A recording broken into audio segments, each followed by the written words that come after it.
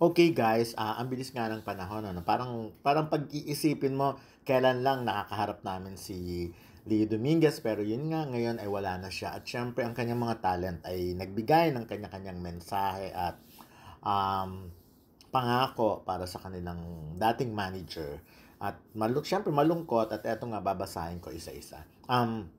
Una muna ay kay Augie Alcacid. Sabi ni Augie, I promise you, Leo, that I will always try to make you proud of what I do.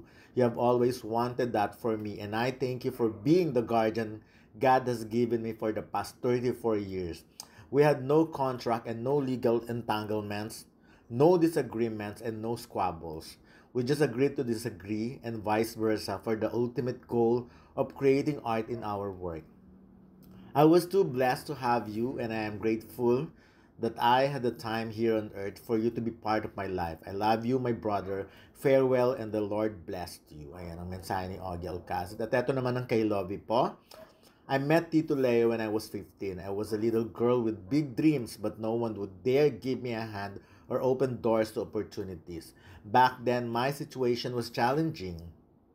Then I met Tito Leo. Leo, he was the only person who believed in me and put all his bets on me.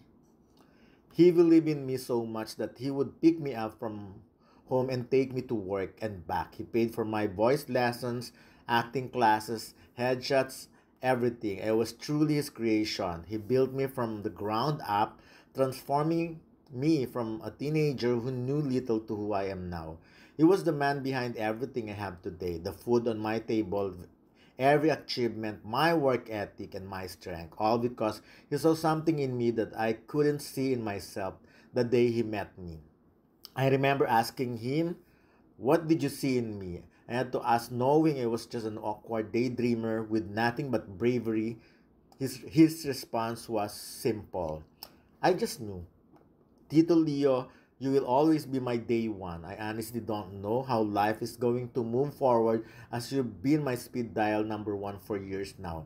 I called you daily asking about everything, even the dumbest questions, from what I should wear to how good of an actress Kate Blanchett is. But I will always carry your belief and support with me and will forever have you in my heart as the person who could completely changed my life.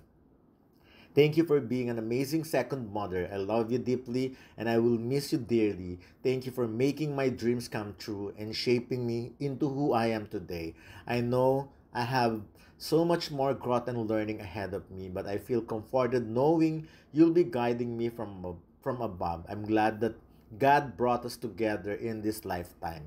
Know that if we meet in our next life, I would do it all over again. Your daughter, Lavi.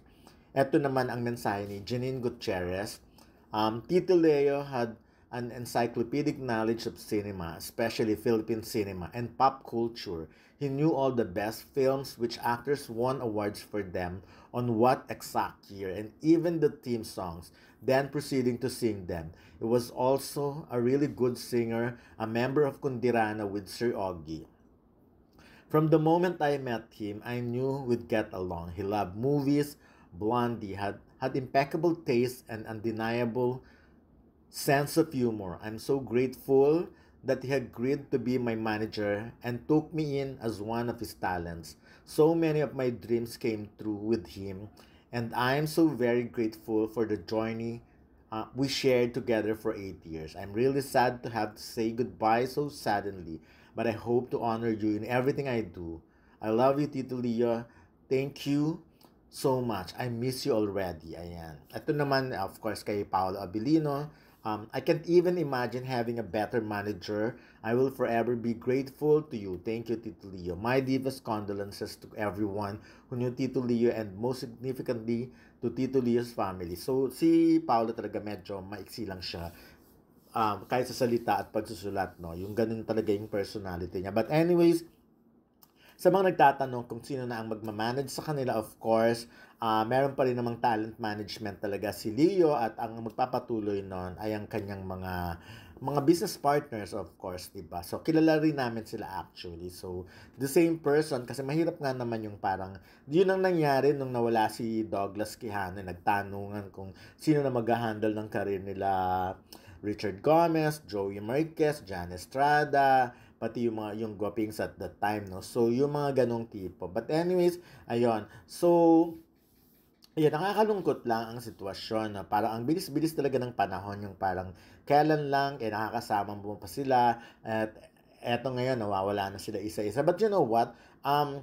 Dito mo makikita kung gaano rin kabait si Leo at gaano rin kabait ang mga artist niya, na talagang marunong silang tumanaw ng utang na loob. Alam nila kung anong naitulong sa kanila. May mga ibang rin kasing artista na parang ang bilis makalimot yung porket nawala na. May mga ganyan din nawala na, parang kinalimutan na rin lahat ng pinagsamahan. But at least sila Ogie, Paolo, um, Lovey and Janine, talagang nangingibabaw sa kanila yung pinagsamahan, yung pagmamahal, at yun nga, yung utang na loob. Dito sa showbiz talaga, uso talaga ang utang na loob. Hindi lang sa showbiz, dapat talaga alam na alam mo ang pakiramdam na yon, na hindi naman yun talaga dapat, yung sinasabi nga, hindi naman obligasyong magbayad ng utang na loob. Pero at least, yung nasa puso mo pa lang yon, yung ganung pakiramdam mo pa lang, napakalaking bagay na yan. So, ngayon, sabi nga nila, mananatili pa rin yung kumbaga sa alaala at hindi mawawala. At gagawin nilang lahat para mas maging proud pa